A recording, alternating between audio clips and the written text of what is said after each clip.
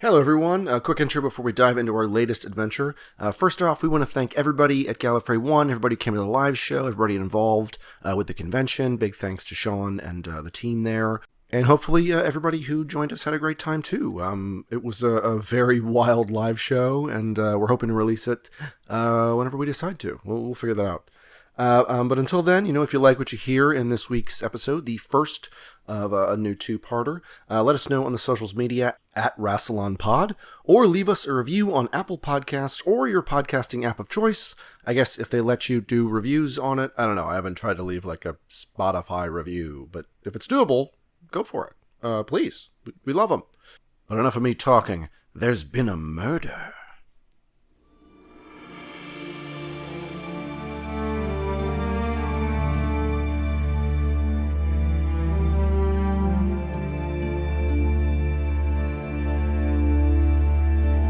A long time away, in a place far from here, a disaster is unfolding. Earlier, news broke that the staycation dome had suffered a power loss, but now there are lights above the sky, ripples and tears appearing out of thin air, depositing what appears to be people. But there is snarling and screaming echoing through the streets of Colony 47, and the media has shifted from the amusing chuckles associated with the power outage to the urgent calls not to leave homes, to lock doors and stay safe. For the residents of the dome's secret refugee camp for the temporarily displaced, there is no such luxury. Before, when they were simply refugees, they were just scared. Now, they are terrified. That is, until Millie and Travis slide open the previously sealed doors to the camp and lead them through the dome, deftly avoiding each of the warped monstrosities emerging from the rifts, taking them safely to a blue box. To most of the temporal refugees, this is just a box. To one or two, this is just an old police telephone box on the streets of England. But to one, this is a beacon of hope. They'd seen something not too dissimilar appear on a security camera feed in a museum they'd worked at a long time ago, a lifetime away. Private Detective Fnarg, former security guard but epoch talent at the Museum of Human Achievement, smiles and helps Millie load the refugees into the TARDIS, leading them to a large elevator platform at the back of the console room, which takes them down, deep into the bowels of the ship, the TARDIS protecting them from what she feels is coming. They expect to be there for a few hours at the most, but the hours turn to days and the days to weeks. They haven't heard from the doctor, from Amelia, from Travis, from anyone, and the rumour circulating among the town is that they died, saving. Every so often, Fnarg walks over to an ancient-looking phone mounted on the wall near the elevator, picks it up, and dials 0, hoping this will reach the console. There is never an answer. That all changes the day they hear gunfire. The day a body, one of their own, is found on the ground outside their home. All signs point to one thing: murder. Concerned for what this could do for the refugees, Fnarg walks over to the phone, picks up the ancient receiver, and presses a green digit towards 0, hoping against hope that the doctor is there to accept the call. Alright, this happens once in a while. Last time I got a very good friend of mine for a while, so this is good. And I pick up the phone and I go, "Hello? Hello, is that the doctor? Yeah, I mean, who do you think it was going to be?" Well, I thought it might be one of the other two, but I don't know who's up there anymore. Yeah, it's me. Who's hi. this? I don't know if you remember me. We met a while back. My name's Monarch. Employee of the month! Employee of the month! Yeah, that's me, yeah. So, I don't know if you knew this, because we didn't really much time to talk, but I was... How did you get this number? Well, I will get to that, but I was part of the refugee camp at Colony 47. Right, and we're all kind of still down here. So I was just I just picked up the phone and hit 0.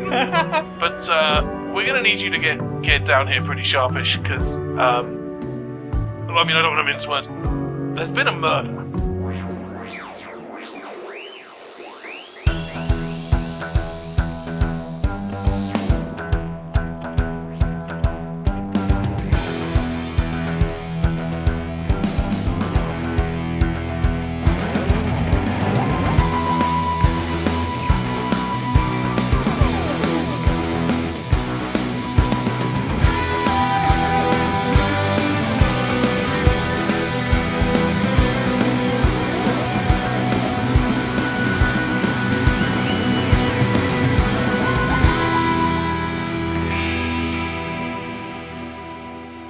Well, we are back at Geeky Teas in Burbank, California, recording with microphones in a room that feels a little more whimsical than usual because they will be using this room for, I guess, something Harry Potter themed when we're done. Oh, I was told it was a murder. Oh, Could be both. I hope not a real murder, That but would that's not be- my business. oh, hey, well then this room is the scene to 2 murders today.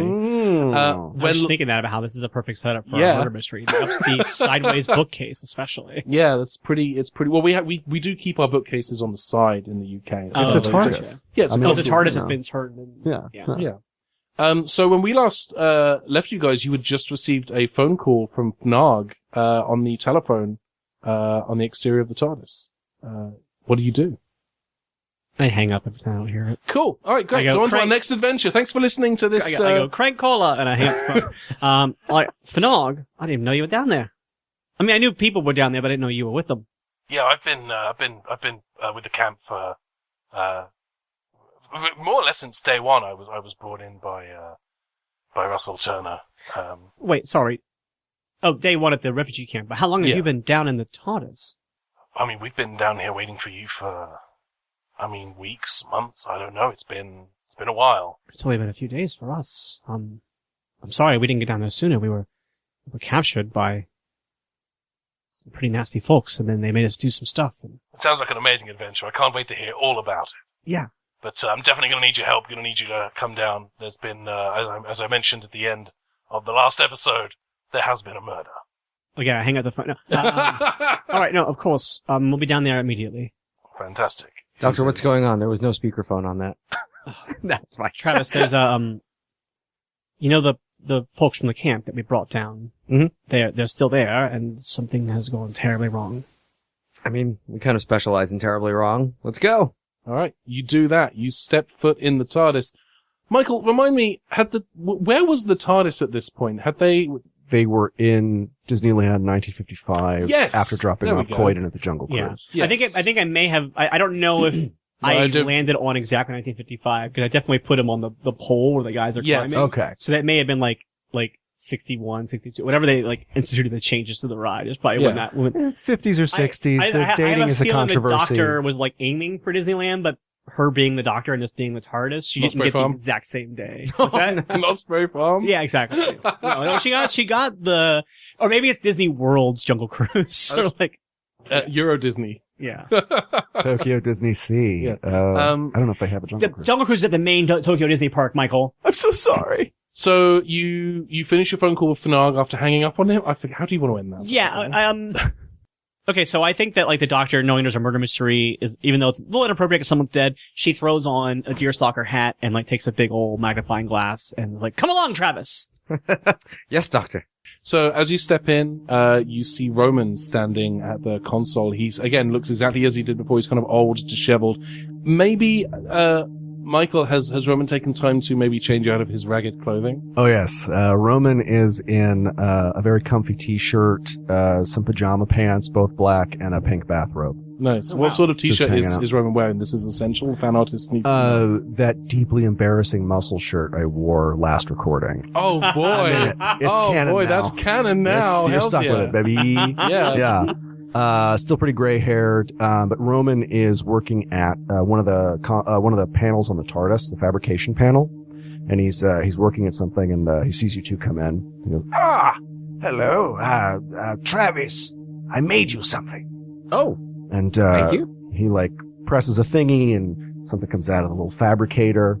He hands it your way, and it's a Game Boy cartridge for Sonic Pocket Adventure. Ooh, I love Sonic the Hedgehog.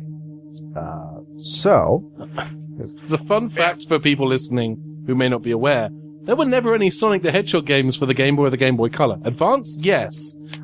So this cartridge looks like the Sonic Pocket Adventure that was released for the Neo Geo Pocket Color, but inexplicably fits inside of the Game Boy Pocket because it's time-locked technology, and why wouldn't it? Also, it's super easy to put a ROM chip inside. Yeah, of you a just put the cartridge and human technology. You can probably make one that plays now. Yeah. ooh.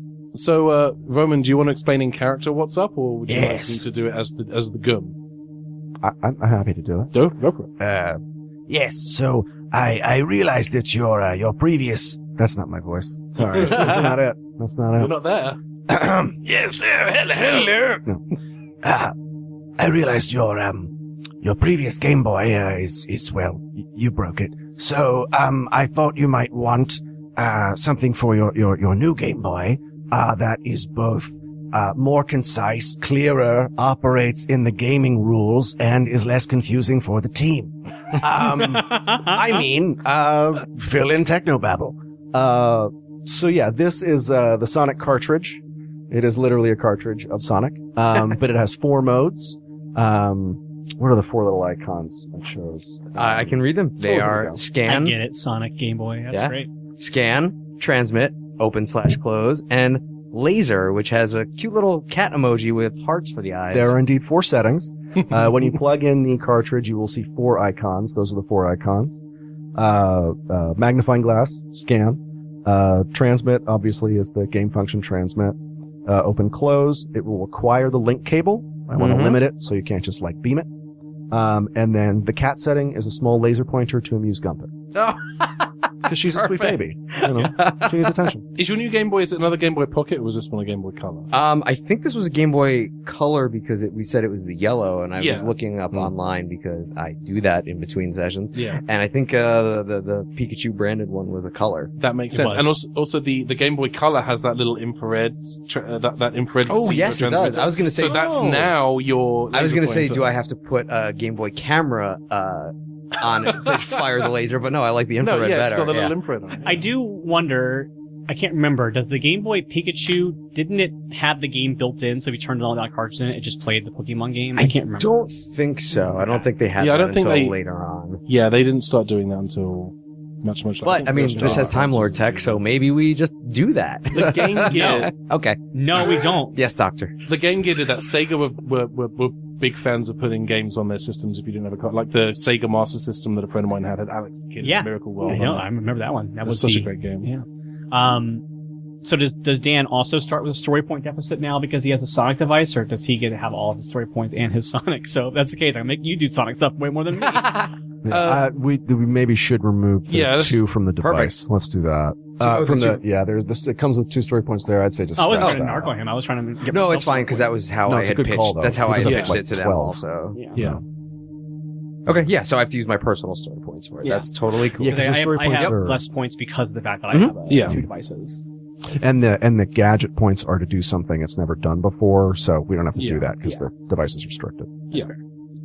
Cool. All right. So, you can either continue talking to Roman, or there are the large doors at the back of the room, which, as explained in my brilliant cold open, occasionally open up to a large elevator that will lead you down to the bowels of the TARDIS. Roman, Yeah. can you do me a favor? Can you look up, there's a camp. We brought the refugees from the Staycation Dome into the TARDIS. Oh, yes, Colony 47. Yeah. Yes. Roman, we brought the refugees from the Staycation Dome, Colony 47, into the TARDIS to keep them safe when everything was breaking loose.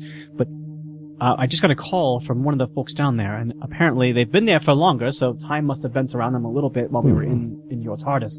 But apparently there's been a murder, and I just wondered if you could, while we are checking it out, if you could see if you can go through the TARDIS's security logs and see if you can find any sort of visual of that happening. Because honestly, it shouldn't have been able to happen on my TARDIS, and that bothers me. And so I want to figure out exactly if there's any sort of recording of it or any sort of information you can give us. So, I'll check the TARDIS databank. Yes. yes, thank you. And I go to a different panel and start. Okay. booping at it. Roman, could you give me a technology and ingenuity roll, please? Starting with a 14. That's pretty good. 22. 22. All right, so I'm going to give you I mean, this is fantastic. This is a fantastic roll. You go to the footage. Right now, the footage is just showing raw vortex, as if having one TARDIS inside of another, had somehow corrupted the feed. But you reckon with some time, you might be able to restore part or even all of the feed. You would just need to kind of sit and work at repairing the damage first. Oh, yes. I'll stay up here and see if I can find anything more concrete on the murder. Excellent. Roman, can you make sure you patch yourself into the TARDIS's intercom system so we can speak with you if we need to? Yes, of course. Thank you. All right. You guys heading to the elevator? Yeah. Cool. All right, you head towards the large doors at the back of the console room, and the large doors are kind of inset in a corridor. This is ordinarily a corridor where you can go to, the doctor's room or Travis's room or what used to be Millie's room. And this wall just kind of slides open in the middle, kind of like the holodeck doors, revealing this large platform, kind of like that one sort of at the beginning of Half-Life. It's kind of at a 45-degree angle. It's kind of this large platform, and you can see how all of the refugees would have fit on this. Wait, is that a 45-degree angle? The elevator doesn't just go straight down; it slides. Oh, okay. It slides Elevator's down an and angle, then, not yeah, the platform. that's what I mean. Yeah, I was like, wait, everyone's yeah. on a platform. This is murder on our knees. The real murder down here is on our skeletal system, Doctor. Yeah, you have to bobsled down like the air duct scene in the Super Mario Brothers movie, just straight down. No, you step on this platform that begins to kind of descend down, almost like a funicular train, kind of. Kind of like a funicular, yeah, kind of like that, yeah. Mm-hmm. And as it slides, it's going down through this tunnel, and then the wall in front of you gives way, revealing kind of this large space. You probably, Travis certainly has not seen a space this large and this open inside the TARDIS before. It is kind of. What about when they loaded the people in? Well, Travis was not present for that, right? Travis. I was like sort of at the tail end, like directing people. Okay. Yeah, Millie was kind of leading people towards the door, but I also don't think Millie went down herself. Okay. So Millie would not have seen it. And so the rear wall gives way, revealing this large kind of space, and you can see where people have kind of used parts of TARDIS wall and other materials that they found in this space to kind of build themselves houses and huts, and there's maybe even the implication that the TARDIS has kind of helped out a little bit by building some structures, and everything seems to be in kind of a honeycomb configuration with a kind of a town center in the middle, kind of a circular or hexagonal town center with all these buildings, where people live, kind of surrounding this area, this kind of communal area in the middle. And as the elevator descends, you can see all of these people: humans, Zygons, Silurians, adipose, various races, and also the glowing green face of Fnarg, kind of looking out at you, kind of the only kind of that particular shade of green. Looking up at you in kind of his new kind of noir detective style outfit. He's got like a trench coat and a hat. I have an incredibly important question. Go for it. Does he wear your grape sticker on his lapel? You will, as you get closer to him, as the elevator descends and as he begins to walk towards the elevator, you can see he's actually had it set into a button that is pinned. I love it. Yeah. Onto his lapel, giving us more merchandising options. Now we can do your great buttons and pins. So do Etsy.com/Gallifrey. No. No, that's not a thing. And as the elevator completes its descent, Fnarg steps forward towards you, and he looks at you both, and he says, "Doctor, Travis, just you? Yeah. No one else? Well, right now, yeah. I mean, my friend's upstairs checking the security feeds and stuff like that. Okay. Well, let's not waste any time. Let's get straight to the matter at hand." And he walks you through the kind of the shanty town that has been built. Again, it's very similar to the shanty town that was at Colony 47. Not like a one-to-one replica, but where people have kind of had to build themselves places to live out of. Wait, the TARDIS wouldn't have like given them supplies and stuff like that? I would say the TARDIS has given them some supplies, yes, but they've also done some of their own configuration, and so there are definitely some structures that are of the TARDIS, and there are others that are made of TARDIS. That TARDIS. Being, yeah. And leads you to the exterior of a very small and modest kind of shanty house, where outside, still and cold, is the body of a man in a very simple kind of slacks and waistcoat, tie, and belt, and shoes as well, clothes. Oh, actually, I put on a deerstalker hat. Yes. And I also think I also am wearing Tom Baker's brown trench coat that looks very detective-y. Yes. You have a magnifying glass. I will let you have +1 to magnifying. Yes. I think I've like fashioned it on the end of my Sonic. Oh, yes. Yes, I love it. I'm giving you an extra story point for that. That is fantastic. Yes, so there's this man. Now, this man has kind of thinning, graying hair. And he's currently lying face down in a pool of blood, and there's also kind of, not like a big pool of blood. There's some blood. It's not great. Like a TV amount of. Yeah, a TV appropriate, like BBC 7 o'clock on a Saturday evening kind of amount of blood. People are kind of giving it a wide berth. There's no tape because they don't have tape. Where are they going to find tape? People are knowing to kind of give it a wide berth. And there's quite a lot of blood on his back, bleeding through the shirt and waistcoat that he's wearing.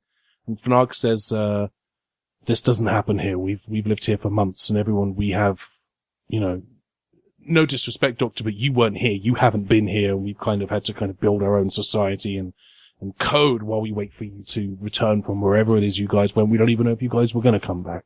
So we have rules, and we have a code and a system and society, and this has not, in the months we've been living here, this has not happened before. I understand. I'm sorry we didn't get back faster. Time is strange in this device, and we were in a place of more strange time, and it doesn't matter. Anyway, does anyone know who this gentleman was? Well, this gentleman was, his name was Martin. Martin Whitecastle. He was a tailor.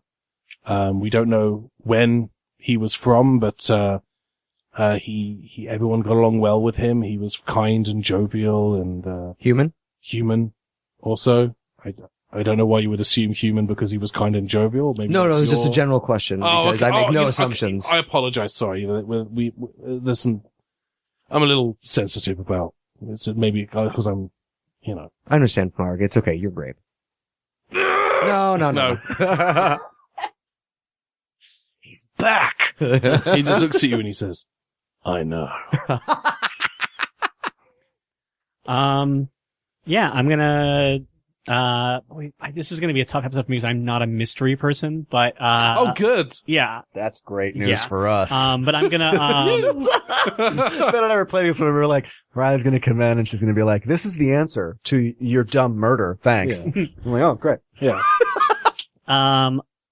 Okay, here's what it is. He's not really Mr. Whitecastle. Tim Curry is Mr. Whitecastle, and he's been playing everybody else against each other the entire time. She's on to us. I'm gonna go home and have sex with my wife. Yes. Someone killed. Shake, rattle, and roll. Someone killed Mr. Whitecastle to get his slider recipe. Oh no! Does he have family? Is anyone around here who knew him who could?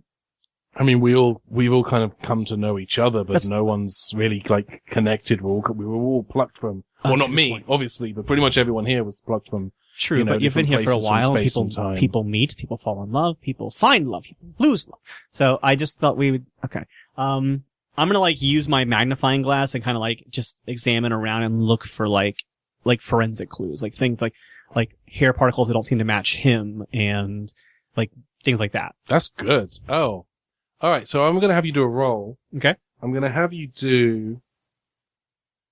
Is that like a scan? No, I'm not scanning. Okay. I'm not using the sonic. I'm using a magnifying glass to look for things. Oh, yes.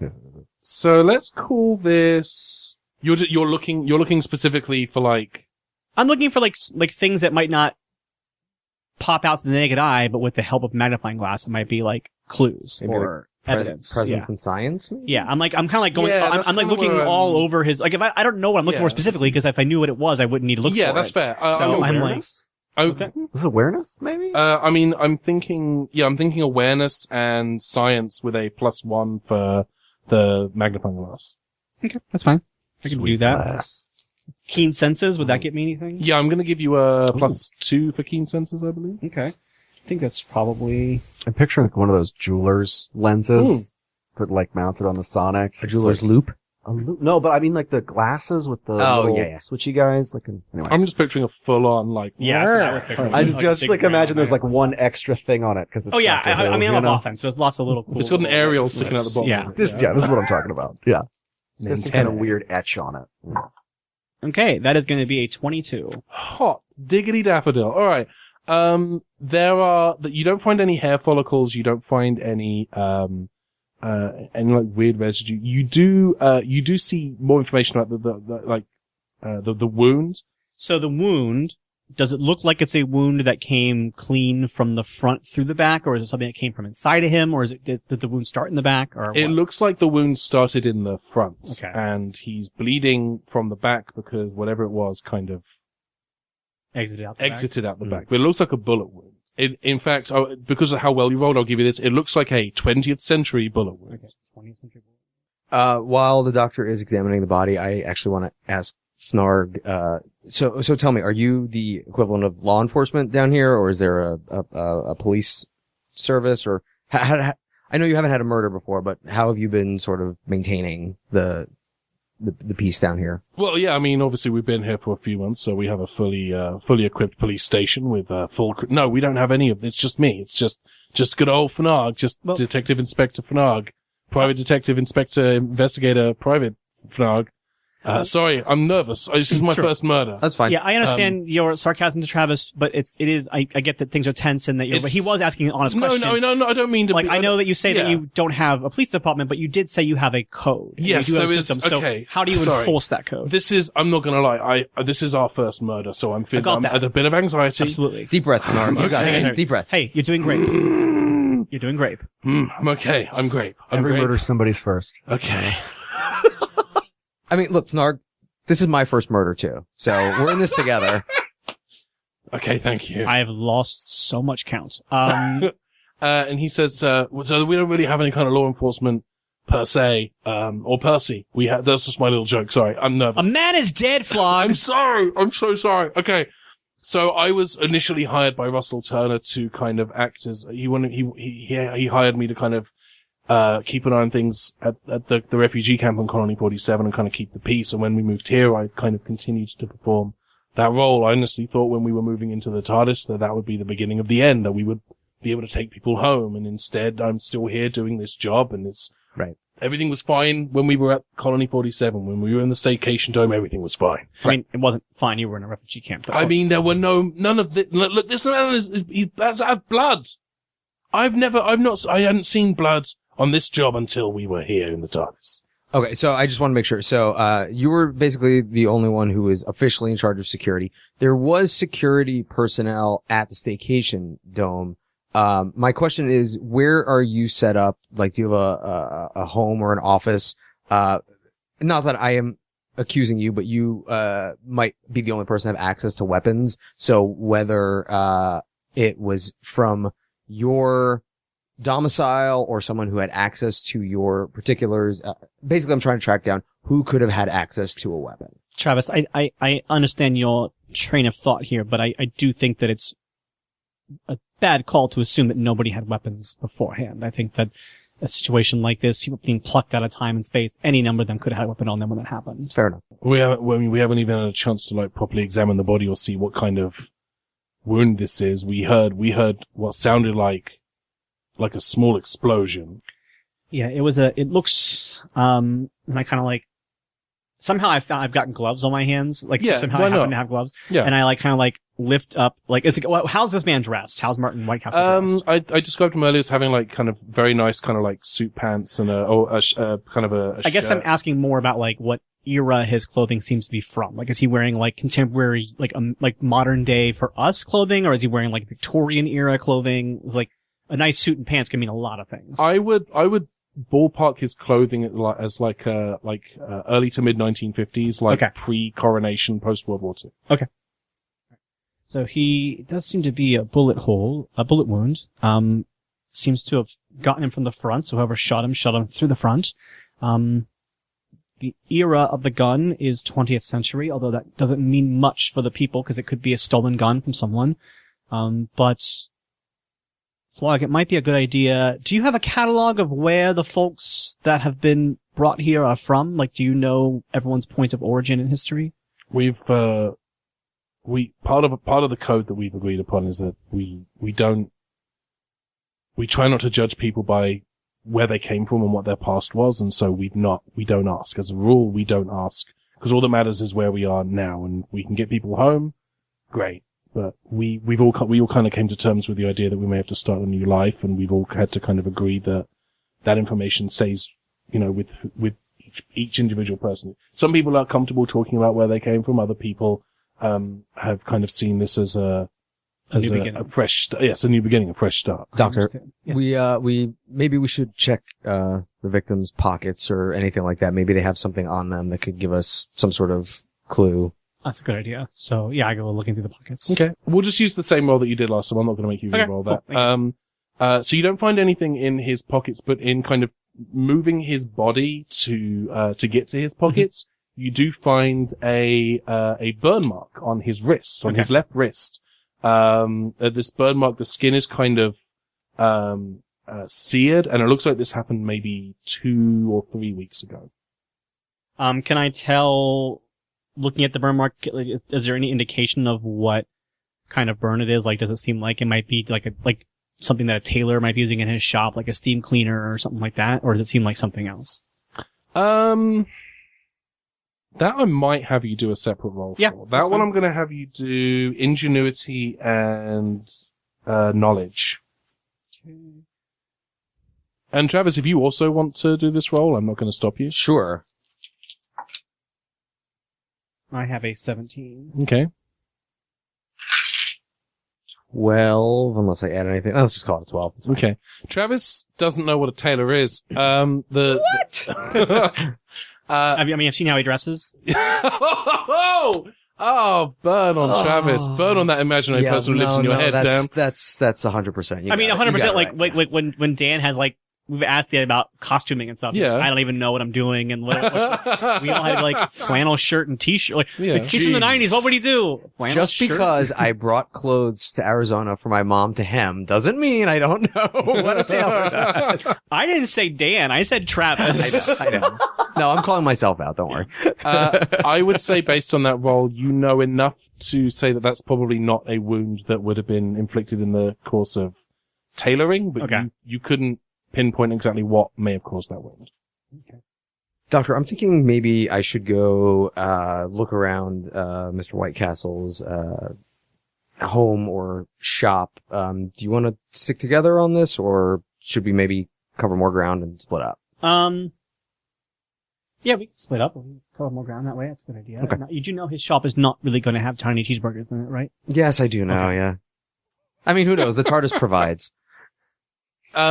You do find a tiny cheeseburger on the ground next to it. I'm not No. going to eat it. It's evidence. No. Extremely small fish fillets. Yes. So if just squatting down right over it, hand on chin. What could this mean? This burger seems impossible. it's impossible. How did they make this burger so small?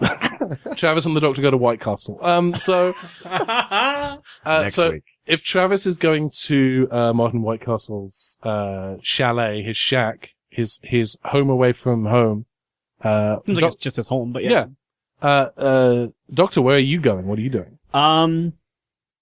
I am going to examine the area. So if Martin was shot from the front, I'm gonna kind of figure out based on the way he's laying, what angle the person who shot him from was probably standing. Oh, I do like that. And then I'm gonna search for any sort of footprints or any sort of indication of where someone was standing, because if there's any sort of dust on the floor or anything, they might have a boot print or something in there. Sure, yeah. In that case, I'm going to make you do a roll. Yeah. And we're going to start with that. I'm going to have you do ingenuity and...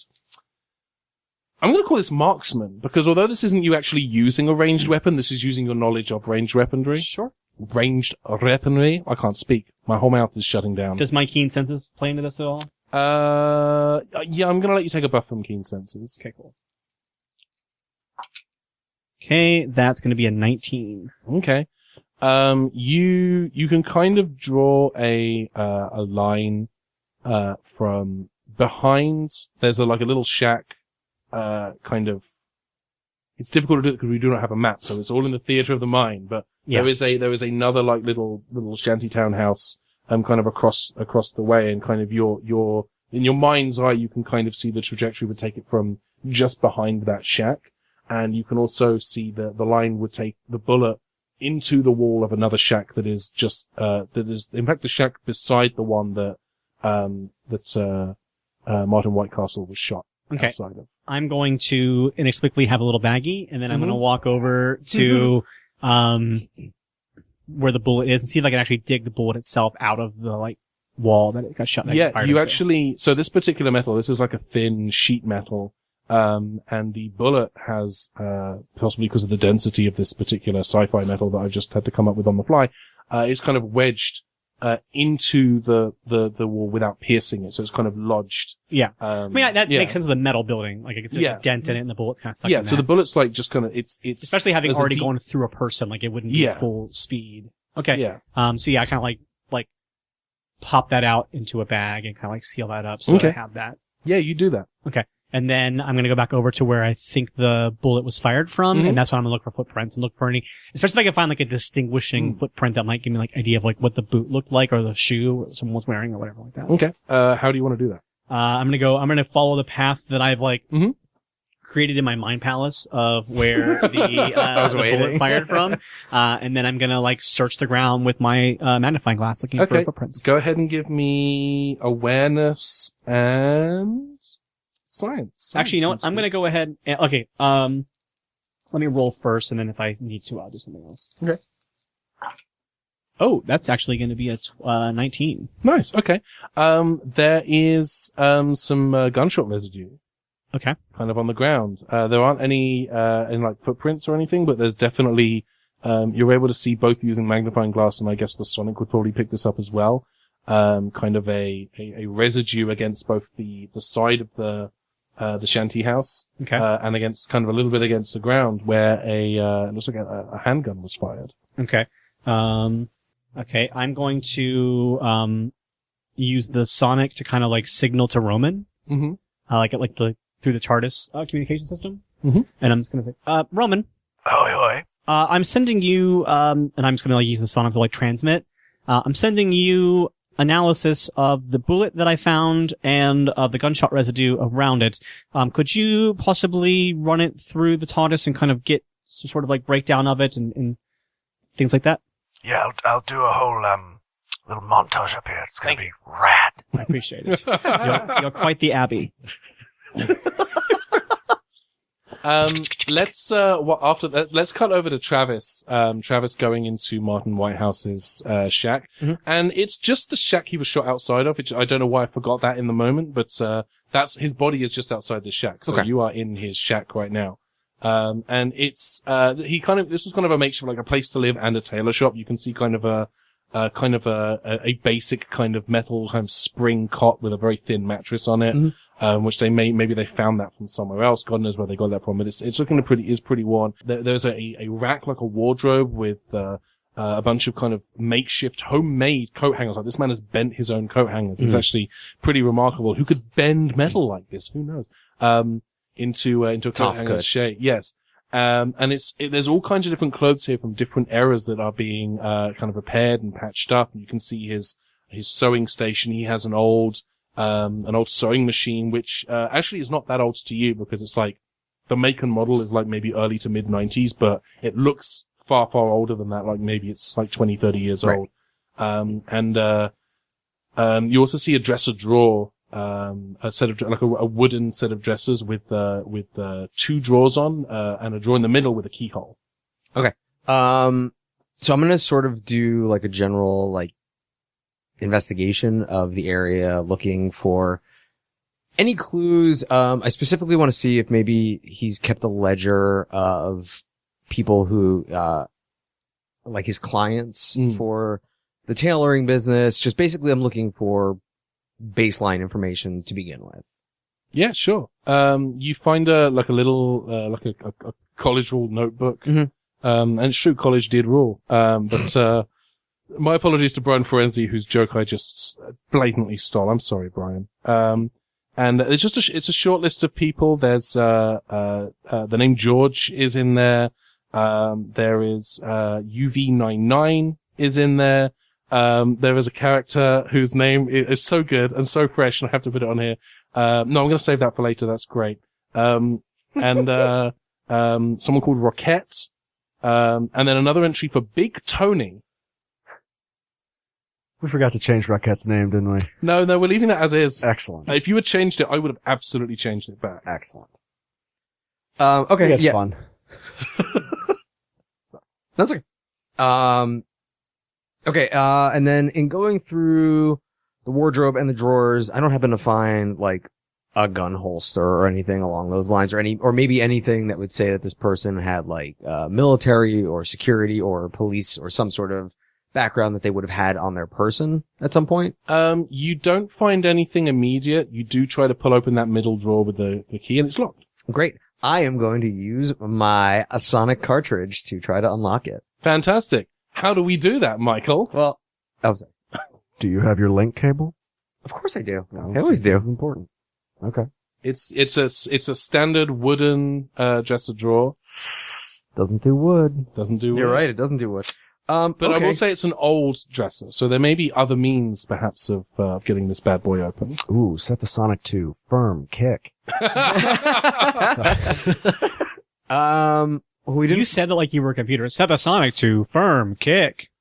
Set the Sonic 2. Kick. Well, we didn't. Initiating kick process in 3. Activate kick 2. protocol. We didn't find a key on his person.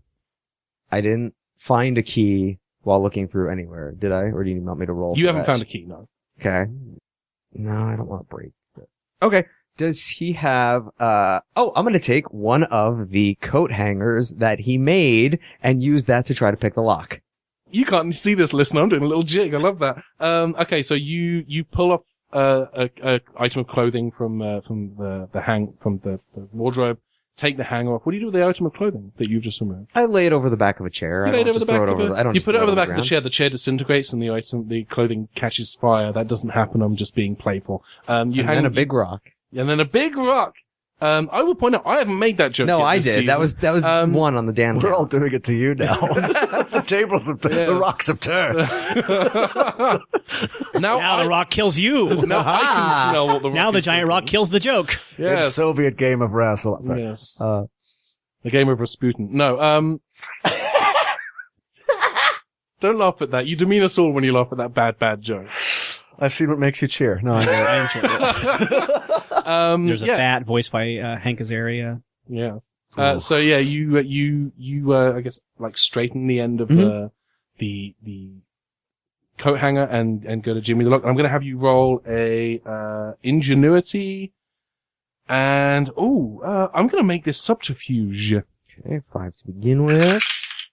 I got an 11 on the dice, so that's Ooh. a 16. 16. I'm going to make that a yes, but. That's fine. Let's roll with that. You manage to jimmy the lock. The drawer pops out and clatters to the ground, making a very loud noise, but you are able to see the contents. Oops. I look at the contents. So there's a couple of things here. There's a couple of items that don't seem to line up with the aesthetic this man has cultivated. There's an item here, kind of a living brochure for someone who's looking at buying property. And it is from Mars. And the copyright on there is the year 22. 22, if man is still alive. Yes.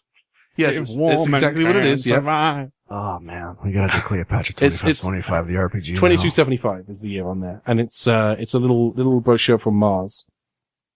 Okay. Anything else?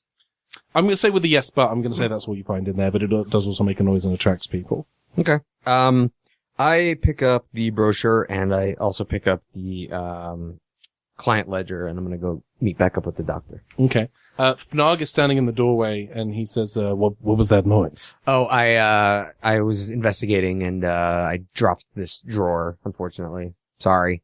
Was that locked? Not anymore. But was it locked? It was, but, we're conducting an investigation. We have very strict rules here about respecting the privacy and the past of our denizens. You guys are new. I'm not going to make a thing out of it right now, but you need to be careful because people here take their privacy and their past very seriously. No, I understand, Fnarg, and I understand you're doing a job, but, unfortunately, this man is dead, and we need to get to the bottom of what's going on. I do appreciate that, but a little discretion. Of course. Please.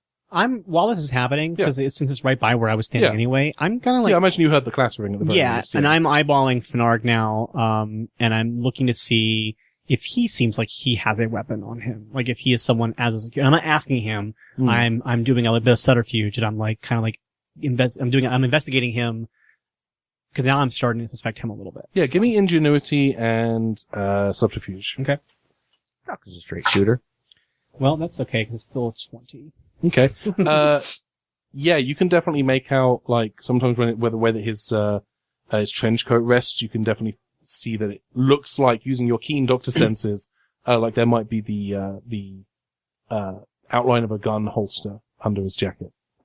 Okay. And then I see the doctor and I flag her down. Like, doctor, I may have found a clue, I suppose? Maybe a lead? I don't know. Again, this is my first murder. All right, Travis, what do you got? And I show her the ledger. I said, I mean, these, could be nothing, but these were people who had, done business with Mr. Whitecastle. And, I also found this, and I kind of slip her the, pamphlet for the property, a little, way more discreetly. Actually, I think I put it in the ledger so that Fnarg doesn't necessarily see as much. You're doing lots of, like, heavy winking, like Cockney winking? Yeah, I mean, I think Travis and the doctor kind of have a rapport now where it's like, It's pronounced report. Continue. Where it's almost sticking up like a little bit like a bookmark kind of thing. Mm-hmm. So, and I just give like the knowing, not quite the wink, but like the knowing nod that we have developed over this time. Okay, I take it and I kind of like put it in one of my many pockets. And then I turn back to Fnarg and I say, Officer Fnarg, it's very respectful of you. Yeah, he's a tailor. Have you established a sort of bartering system down here, or a currency, or a system of trade? Or is it just everyone doing things out of their own benevolence? It's mostly the latter, yeah. Mostly people work together for the good of the colony. Sometimes people will trade goods or services, and sometimes a service might just be, lending an ear, having someone to listen to you talk about something that's troubling you. But some people who had previous skills, like Martin, he was a tailor. He worked to patch up a lot of people's clothes. There's a couple of other people in town who, also offer services. Kind of like me, I guess. I've kind of become the de facto sheriff on account of my experience. All right. I take the ledger book back out of my pocket, but I have dropped the Mars thing out of it as I pull it out. Nice. And then I flip through it, and can I get the list of names again? So it's Roquette. What else? So, we have, Roquette, we have Big Tony, we have, George Keenan. I'm also going to give you a couple of additional names. UV99. There's a couple other names in there. There's Chris Roberts. Oh, look at that. And Dab Vapeman. I hate him. And let's go ahead and say thank you, Chris Roberts, for your donation to Hoover Schools. That's why you're a named character on the show. Oh, fantastic! This is this. He got himself a set of dice signed by the cast and crew of the game of Rassilon. Yeah, and he might be a murderer. He might be a murderer. You're welcome, buddy. Also, while I'm scanning, and I can roll again if you want, but I realized when I was eyeballing Fnarg, do I notice anything that indicates that perhaps his coat has been mended at any point, or sewn, or tailored, or anything like that? Like maybe there was a bit of a work done on that? Yeah, there's definitely some stitching on there that's recent. Okay. I'll give you that. Okay. I kind of want to look over the crowd of onlookers to see if there's anyone there who I recognize from the Staycation Dome, like when we were doing the evacuation. There's definitely some familiar faces in there. There's not really, you didn't stop and have a conversation with anyone like Deeper, like, what's your favorite Mario game? Like, that conversation didn't happen while you were, like, that's probably not the time. But yeah, you definitely recognize. But what was all their favorite Mario games in order? Okay, so, 2, 3, Adventure, 4, World. That one with the spray can. Wait, was it Mario 4? It's the future. Okay. From a parallel world. Mario Party 4, more like it. Finally, they did Super Mario Bros. 4, the game we've all been waiting for. No, Super Mario Advance Sisters. 4, which is Super Mario Bros. 3. You child. Wow. There's one person who stands This is out. like what it's like to talk about Doctor Who with me, right? Oh, jeez. I'm so sorry, everyone I've ever known. Oh, God. There's one person who they wear kind of a plain white shirt, like a black jacket, black trousers, has kind of short, slicked black hair and sunglasses. You definitely remember they kind of stood out at the time. And you do see them in the crowd, and then they see you and they do a gentle little nod. Who is it? You didn't catch his name at the time because you were busy evacuating and saving people's lives. Okay. Yeah, I'll make my way over to this mysterious greaser. I mean, when I say black jacket, I mean like a suit jacket rather than a I'm still picturing. Mysterious Greaser is my favorite Peter Andre song. Continue. So I go across to this individual and I say, excuse me, we met. Hi. Hello. I'm normal. It's not how I saw this character. No, it's not, but it's like what I've been picturing in my head. Wow. I'm just flabbergasted. Okay. It's Fnarg gasted. No, this person's name is Flabbergasted. Oh. No, hi, you, Nothing. you look familiar. I believe we met when we were evacuating the staycation dome. What was your name again? I just have one of those faces. That's your name? No. What's your name? Wait. No. I need to perceive something on this individual. And I have keen senses. Even if I Yes. didn't, I think I would really be suspect. So, I see why. what is going on here? What do you want to? I mean, what are you trying to perceive? I'm trying to perceive what, like, if this is just you know, the way that I'm the probably species... leaning a lot harder into who this character is than what But Michael you know what? implied. I'm gonna play along. Yeah. I'm in your space. Let's play with me in the space. Let's let's do this through the medium of roleplay. Let's. You seem a little jumpy. I know there's been a murder, so we're all a little on edge. Yes. But, yeah. Mm-hmm. What was your name again? I'm sorry. My name is Dan Riley. I'm Dan Riley. That is my name. Are you sure about that? Yes. Yeah, that's right. We saw each other when you were evacuating the staycation dome, and you are from... Right, that's right, because we're both from Earth, and you were Yes. from the year... Of the tiger. The 60s. Which 60s? I've learned I need to ask that now. I'm assuming the 1960s. Okay, could you take your glasses off, please? I don't want to. Okay. And he starts taking off his glasses and you see, just a regular human face underneath. So yeah, there's And he puts his glasses back on as That's he starts fine. talking. So yeah, there's just been a lot going on here, and I've been asked to check in with people. So I'm just gonna do just a quick medical scan, if that's all right. We know you guys have been living sort of in like tougher conditions down here, so I'm gonna use the Sonic Pocket adventure to give this guy a medical scan, but I'm really scanning for what is going on with this person. Okay. So I need more information about what is going on. Like, what kind of scan are you trying to perform? I want to see if this is really a human, which Okay. probably is like probably a pretty baseline sort of medical scan. Like Yeah. it probably recognizes what a human or isn't. Yeah. So give me a roll. That's gonna be technology and ingenuity, probably. Or, no, awareness, surely.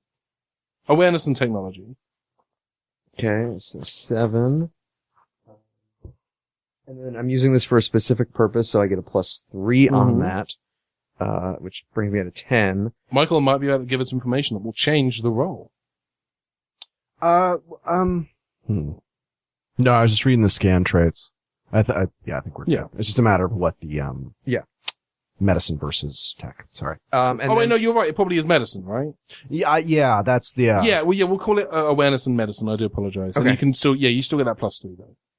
Okay, and then can I use my keen senses, because if they are human, I want to look for basically key factors to see if they're lying, like elevated heart rate, Yeah. anything like that. Can I just throw in just for you, the GM, Uh-huh. useful note? Travis used to work in a library, so he might be able Oh, to yeah, get some context.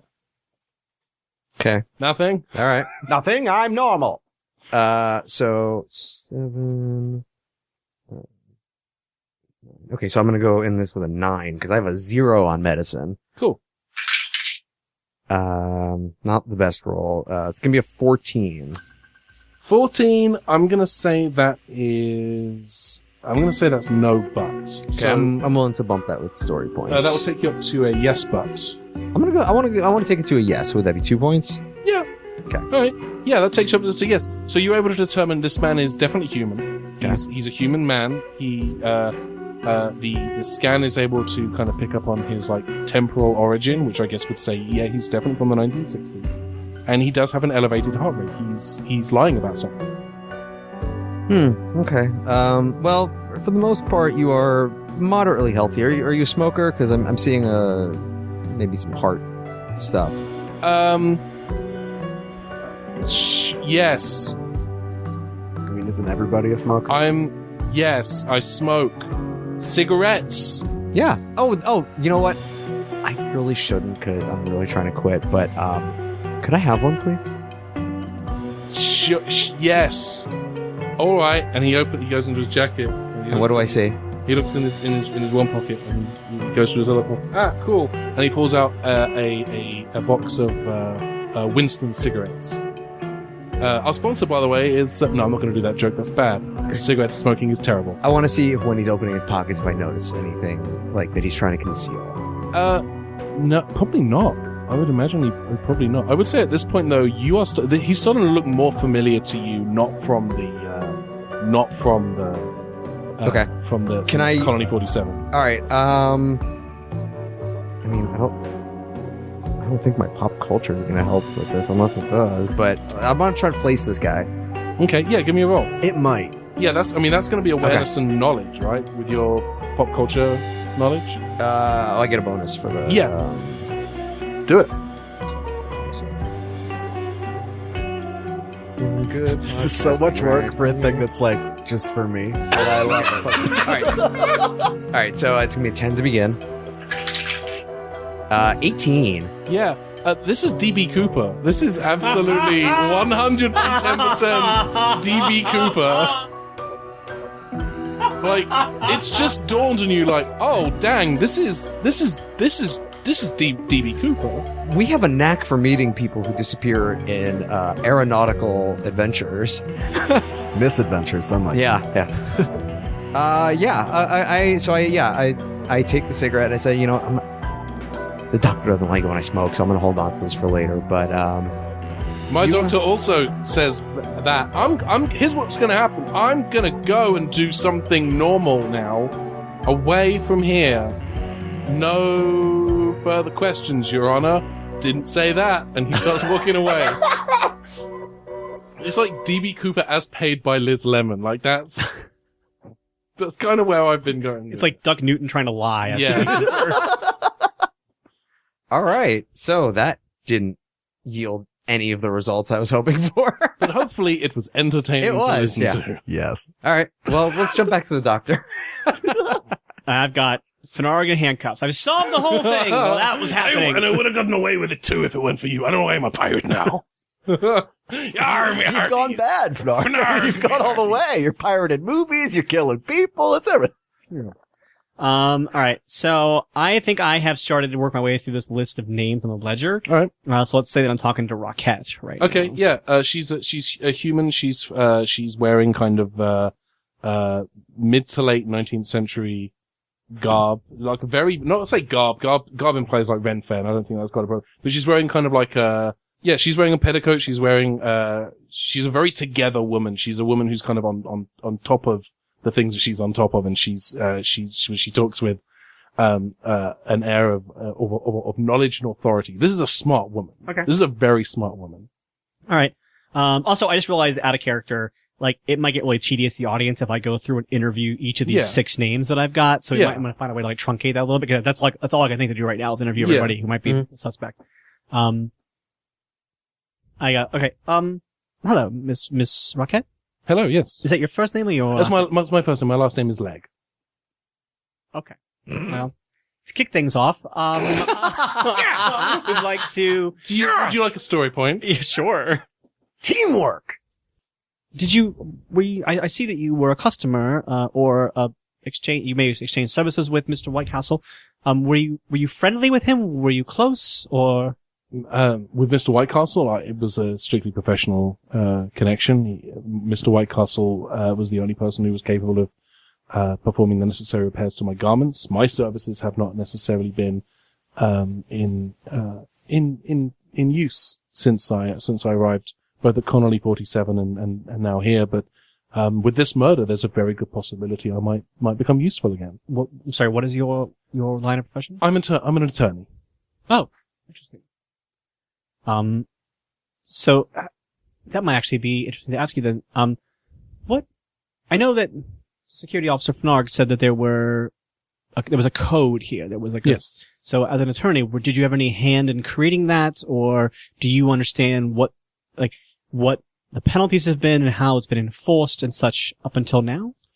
I mean, there hasn't really been much need for enforcement. It's kind of been enforced by the people. We all kind of came to the agreement. I would say I was central to helping kind of codify the three rules or laws of TARDIS down, and as we've taken to calling them. And what are those 3 rules? The first one, and perhaps the terminology for this first law is perhaps a little overly simplistic. Certainly, it doesn't cover the specificities of how involved and detailed I think this particular rule should be. Sure, of course, it was a very simple rule. Murder is bad. That's our first rule. That's kind of our first tenet, our core key tenet, I would say. Okay, well, you made it bad. You didn't necessarily make it illegal, so that's going to be a great area for the. Well, the implication there is that we're not gonna.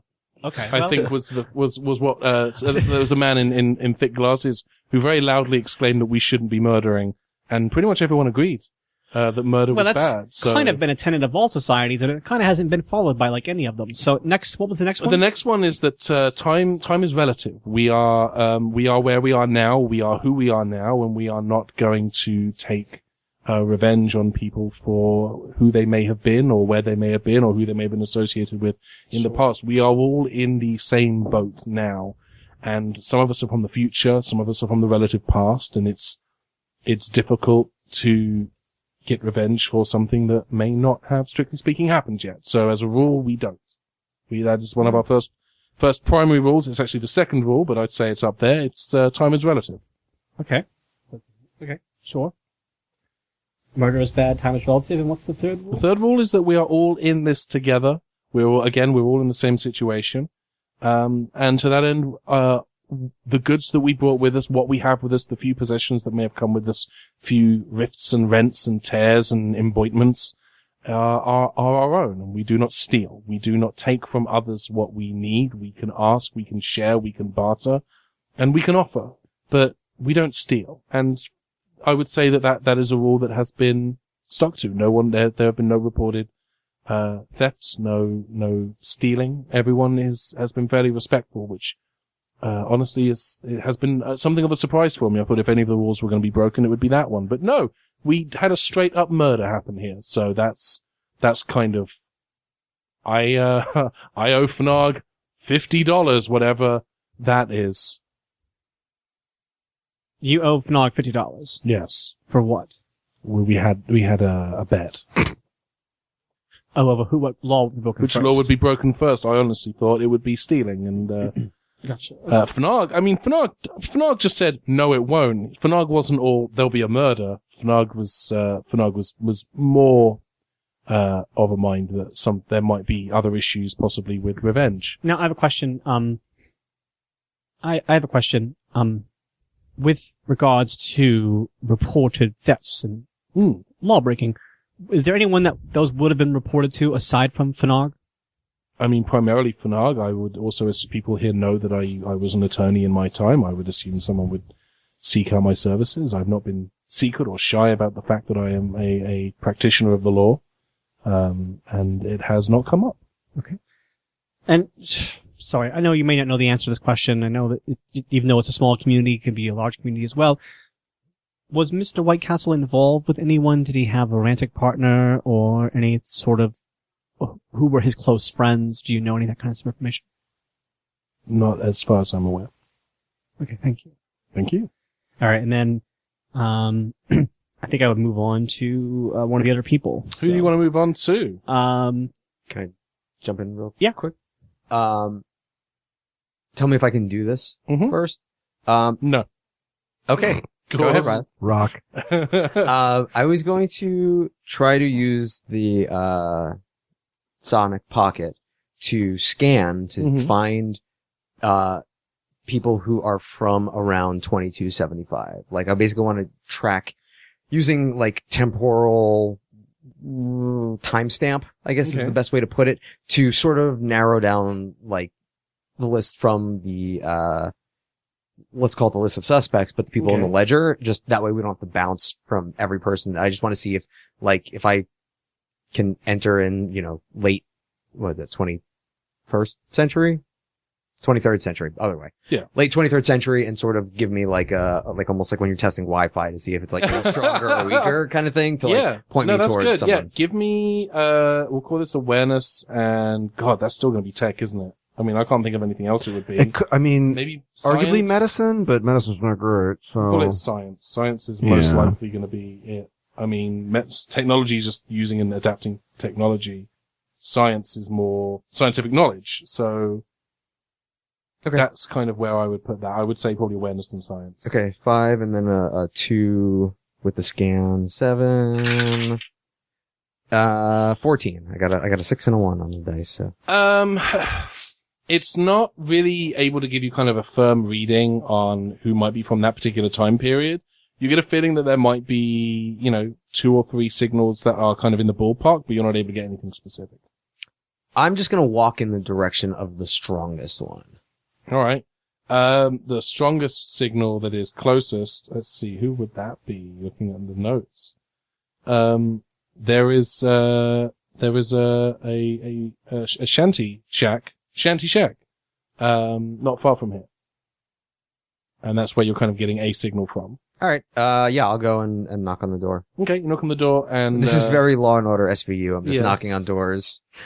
Yeah, we'll have David drop in the chung before you knock on There's the a door. guy walking by with a crate, like, I haven't seen that man at all. Yeah, just someone loading, like, things onto the back of a Can I van, like get pallets DB of- Cooper sunglasses so I can do a CSI, like, cool pun and put them on? If you want to steal them, No, I you do can. not. There's also a different show that's not. I know, I said CSI, don't I worry. know. But you don't mix Yeah. the shows. Don't cross the streams. I knock on the door, We've been waiting for you. very gently because it's a shanty and I don't want to knock it. And you hear a woman's voice yell, "I don't want to build a snowman. Go away." What? Snow? What? No, I'm with the doctor. Because Travis doesn't get that reference. So. I don't get that reference either. Come in. The door's nothing. It's not. There's no Okay. door. It's nothing. Yeah, so I come in. Hello? Yeah. And in there's a young woman, maybe in her like early 20s. She's wearing a lot of blacks and reds and some purples because why not? Short hair and boots, and she's just kind of lifting up pallets and moving them from one side of the room to the other, and saying, "What can I do for you?" Hi, my name's Travis. I am associate of the doctor, probably the best way to put it. I'm sorry, I was getting some weird, readings. I'm sorry, what was your name? My name's Dara. There's a doctor? The doctor? The doctor. This is her TARDIS. You basically, Oh! Yeah. Oh, okay, cool. No, that's good. Okay. and so your name is Dara? My name's Dara. Sorry, I haven't actually had a chance to meet I've heard a couple of people talking about her, but I've not met her yet. No, I understand. so- How come, just out of curiosity, how come, I mean, there's a bit of a crowd gathering out there. I don't know, I'm sure you've heard what's happened. Just, Yeah. what's going on? Yeah. Did you know Mr. Whitecastle? I know he's the tailor. I know that he fixes a lot of people's clothes. I know he talks to a lot of people. I know that he's probably had conversations with almost every person in TARDIS Town. Right. Okay. And I turned to head out the door. Oh, one more thing. Are you happen to be from Mars? I noticed I'm not great with accents, but I'm noticing a little bit of a Martian accent. I'm absolutely going to have you do a roll. Yeah, for this. absolutely. That's I'm fine. going to have you do presence and I guess this is subterfuge. Cool. I'm not great at that. Or but no, let's call it it can be subterfuge. No, yeah, it's fine, gonna be What about convince? Yeah, I was No, thinking no. it might be convinced. It's either going to be convinced or subterfuge. Michael, can I get a second opinion? let's let the man maybe win. Which one? Which give him is it? I'm better at convinced, convinced. but Yeah, what do you- yeah. but I think it would be subterfuge. You know what? If you're saying subterfuge, I am. Yeah. I'm going to let you roll. I play an honest game here, Ben. Why? It's not dishonest. Don't forget, if it's a bad roll, we make you re-roll it per the rules of the podcast. We Cool. re-record the bad rolls. I got a 12. All things considered, I rolled fairly decent. Okay. She looks at you and she says, I'm not from Mars. I've never actually been But to Mars. maybe some Martian descendant? I could swear. I mean, my parents were from one of the Martian colonies. Oh, see, I knew. Are your parents here? No. I mean, on the, in TARDIS town, I mean, or... No. No, my parents are not here. I'm very sorry. Do you happen to know if anyone else is also, from Mars? I'm following a lead. From Mars? From Mars or ties to Mars, even if it's their favorite vacation spot. I mean, like you said, you guys have been here for a while. Everyone kind of knows everyone. I'm just, just curious. Have you spoken to Dan Riley? He seems pretty weird. I have, couldn't get much of a read on that fella, but his movies are great, right? his movies? The Room, and I'm making a bad joke to a conspiracy theory. Sorry. Let's ignore that and let's continue on with... That was just for me. Wow. You're really narrowing that niche down. well, I mean, there's from Mars. I mean, I don't know. I mean, Dab Vapeman looks like they might be of Mars, I guess. Big Tony is not even human. I don't know where Big Tony came from. Maybe Mars. I couldn't tell you. All right, well, you have yourself a good one. And stay safe out there. Do you have a card or something in case I can call you with any information, anything at all? I don't. No? I'm sorry. Well, you're not very good at this. Is this your first time Yes. doing this? Yeah. Man, whoever killed that guy is probably pretty relaxed right now, huh? Oh, so you do know there was a murder? Yeah. Everyone knows there's been a No, murder. I'm trying to catch What are you you in a trying lie. to do? What's that? What, I'm trying to catch you in a lie. No, I you don't just say that. tell. Hi, I'm No, going to try to catch you in a lie in 3, 2, 1. Did you do the murder? Dang. Murderer says what? Pardon? Dang. So close. All right. Well, yeah. Stay safe. Okay. Hello, Can I Doctor. do a retroactive insight check for my conversation with Roquette?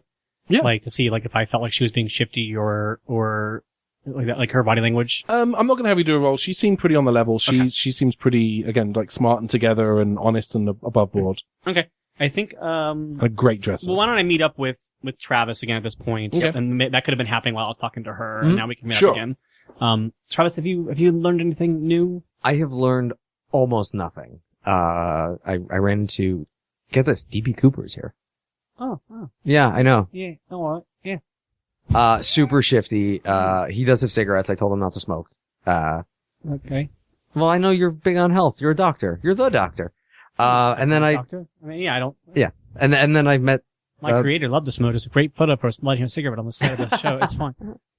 and then I met Dara, who may have had Martian ties, but not strong enough to anything. How's your investigation come up? I'm really lousy at this, by the way. I spoke to Roquette Slegg, and she is the lawyer of the town, I guess, helped form the code, which is very useless. I'm just Yeah. gonna say, like, it sounds nice. You hear Roquette from the background.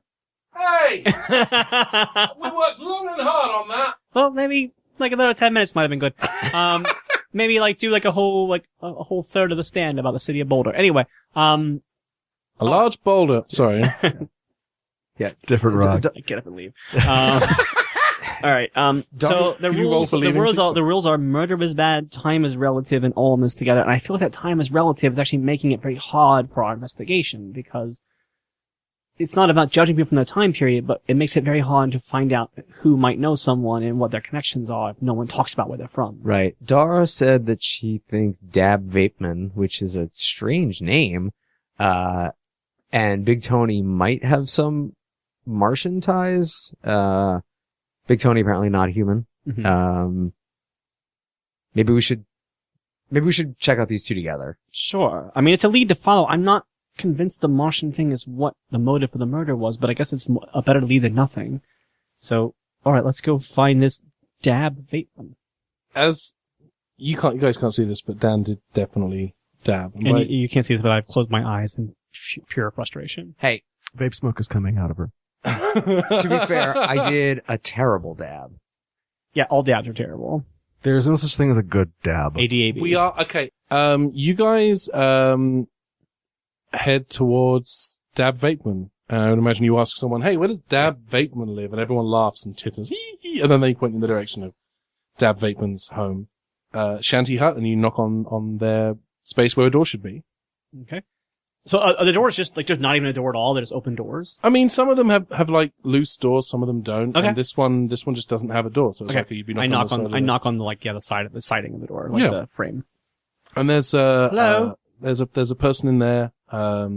They've short hair. They're kind of wearing kind of a long sleeve, very thin long sleeve shirts, jeans, sneakers, and they walk up to you and they say, "Hey, I assume you are investigating the murder that happened?" Yes. Okay. According Well, to my name's Dab. Hello, Dab. Dab Vateman. Yes. Sometimes I tell people that. I just wanted to get that out of the way because if you guys have any jokes, let's just get those out. I personally don't understand the jokes. I don't get it. I don't know why people make them. Excuse me. Was that in character? Yep. Yes. And he did sneeze into the kind of, he did the Obama sneeze into the crook of his elbow while his right arm flies up, which I didn't do. I didn't do that. It's a reflex. You can't Yeah. help it. Sorry about that, guys. Well- Sorry. There's something in the air down here that I'm allergic to. So, well, good sun height. and Doctor, you actually realize this is the shanty shack that the line of fire that you had determined was coming from behind. Okay. So this is, Dab's shack is where the gun was fired from. I murder him and say that just in case. No. Dab so- dies. okay. And he lands on the ground like, no. So you say this is the line of thing where the murder bullets from. It came from behind his home. Yeah. Yes, I'm sorry, and I'm coming to speak with you because your name actually showed up on the ledger of clients of Mr. Whitecastle. Yes. And I just want to know, like, how familiar were you with Martin, or were you friends? Was it just a couple of business interactions? How well did you know him? I mean, I hardly knew him at all. He's actually not anymore, I guess, but he was in the process of repairing a jacket that I have. I have this very nice leather cut jacket, which kind of comes down and it's got a very nice zipper kind of situation going on. I'm very, very happy with it. It's genuine synthetic leather and it's just a very nice coat. And I don't know if he finished it before he died. So did you guys happen to see, did any of you happen to go into a shack and see, was there a coat? Did you notice a coat like that when you were in there, Travis? Out of character, did I? You may have put it on the back of a chair. Yeah, I think I remember what you're describing, and I'm kind of like, running my eyes over the shack to just kind of investigate in general. Yeah. So I wasn't there for the line of fire, realization, so I'm just like looking around their shanty, seeing if there's anything. I'm still listening to what they're saying. I'm just trying to like get a sense if there's anything that stands out that maybe shouldn't be there or along those lines. Sure. I would say that this is probably the emptiest, like shanty chalet that you've seen. There's not a lot here that is kind of personal. And you're not sure whether that's just an intentionally minimalist thing or whether Dab Vapeman just didn't, step through their particular rift into Colony 47 with nothing but the clothes on their back. But they just kind of live in this space. There's very little here that screams personality or person, even. It's just, this is where they happen to be. Okay, I'm gonna use that. I'm sorry, did you want? I was gonna say, well, you do your thing. I'm gonna use that knowledge and say, your home is a little sparse. Did you have to flee from your home in a hurry? Well, I mean, this isn't my home. No, I mean your initial home, your original time and space location. I'm sorry, where was that? Oh, I guess I'm from, like 2032 Earth. One minute I'm walking down the street, Oxford Street in London, getting ready to do Christmas shopping, and then the next minute I'm surrounded by people I don't know in a place I don't understand, and I wasn't even there for, a couple of hours before everything went south, and I would say I've spent more time here in TARDIS Town than I did back at, I guess it was Colony 47, I guess it was called. So, I'm just waiting to go home. I'm assuming at some point someone will take me back to where I came from, or this will all turn out to be like a bad dream, like I had a weird mushroom. You ever had like a weird mushroom? I assume I've had a weird mushroom. Are you guys, or maybe you guys could just be like some, like, foul cheese? I do like a bit of cheese before I go to bed. No, I shouldn't do it. I like sniff myself a little bit. Like, I think I'm foul. There's a lot going on that you haven't seen. That would be strange if I was a foul cheese. Point is, you could be cheese, and there are lizard people here, and there's that one big blob thing, and Is that Big Tony? It's Big Tony. All right. Yeah. A little more about him. So you really didn't know much about, Mr. White Castle. It just seems odd that you were such close neighbors in this very small community and you didn't really know him. And I am doing insight checking while I'm talking to you. Yeah, we'll call this, presence and ingenuity. Okay. Okay, that's going to be 18 total. 18. Yeah. Dab Bateman seems pretty on the level when they say, yeah, this is, when we're neighbors, but... I'm so glad that everyone we're talking to is right on the up and up and like completely forthcoming. It's making this murder mystery super engaging and fun to be part of. Yeah. Everyone's super honest and, yeah. Are they? Dab, there's no easy way to ask this question, but where your, home was located there, did you notice anybody out that side of the house when the gunfire went off? Did you see anyone when you heard it?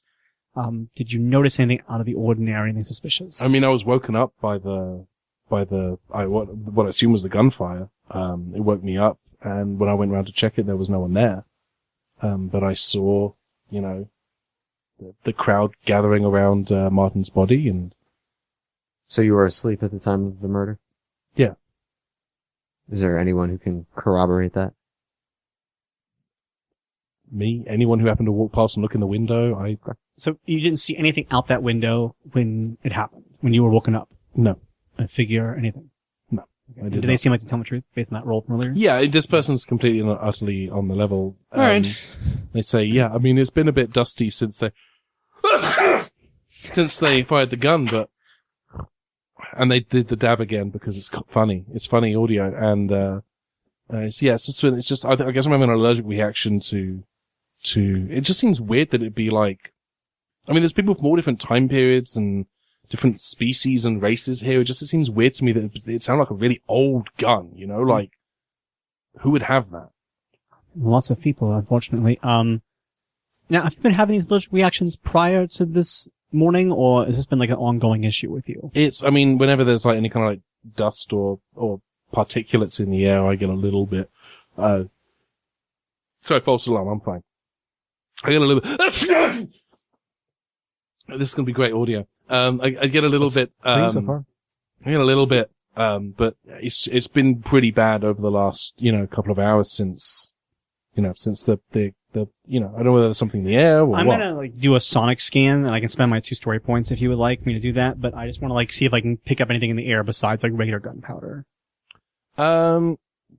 You want to do like a kind of a more detailed scan of the particulates and so on? Yeah, okay, yeah, do that. Alright, so I'm gonna have you spend 1 story point. I'm gonna give you some super detailed information. Okay. I'm spending extra points. 1 story point, and you're not only able to. It is the gunfire residue is kind of in this space, but it seems most likely that it kind of seeps in through the window. But the residue you're able to pinpoint now that we'll say the Sonic has had some time to kind of analyze what you found earlier. And it's from a very early 20th century pistol, circa World War I. Okay. I pull the doctor aside for a moment. I say, Doctor, maybe we should bring Dab along with us. They seem to have a reaction. Maybe they can help us circle in on the gun. I mean, maybe, but I don't know if the gun emits a cloud of... No, but it would be closest to a canary in a coal mine that we have. I can hear you. I'm a person. I said that I pulled the doctor aside.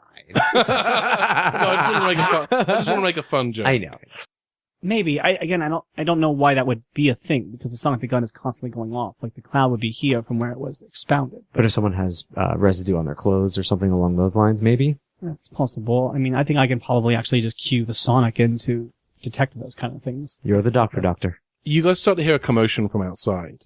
And Fnarg kind of runs towards the doorway and he says, you might want to see this. There's been an interesting development. We follow Fnarg. And he takes you to the place where you found the body. And he indicates the space and he says, it's gone. The body's gone. Someone has taken the body. You're a really lousy officer.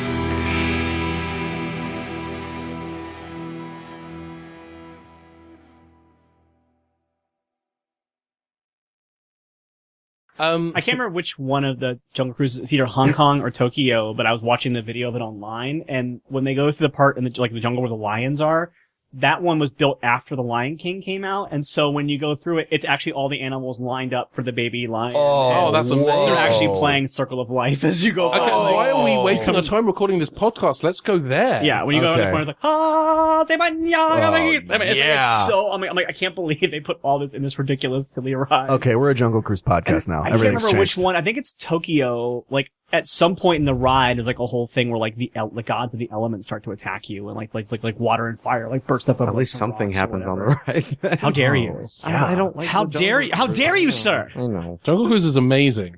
Jungle Cruise is great. I like it at night. I think if you go at night when the lights are on, it makes it such a more fun ride. Yeah. But it also all depends on how good your skipper is. If you have a skipper who's like not giving it their all, it can be dreadful. But if you have a skipper who's super into it, it's Also, I have no child like Lindsay, so I'm just dead inside. Yeah, you're wearing a mouse rat t-shirt right now.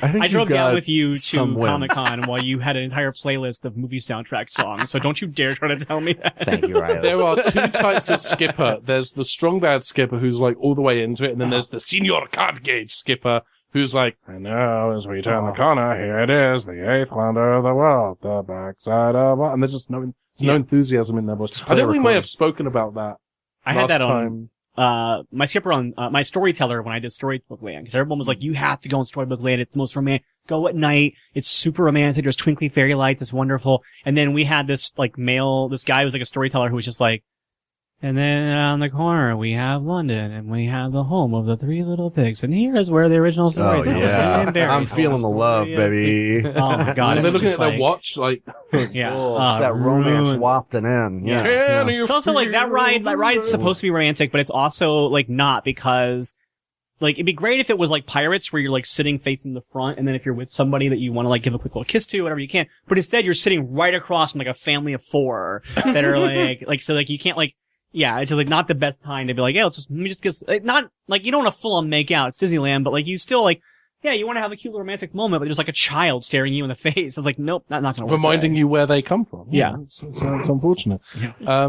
Well, not for me, because I definitely have a lesbian relationship. So that's very true. That won't be kids come from Disneyland, Riley. I see what you're saying. Yeah. Yeah, you pick out your favorite from It's a Small World, and they put it in the chamber, and it becomes a real person. You can pick it out from the world of Disney at Downtown Disney on the way out. It's like Adrian Veidt pulling the people out of the water. Yeah, it's the Watchmen, baby. Yeah, you actually take the Small World child onto the Pinocchio ride.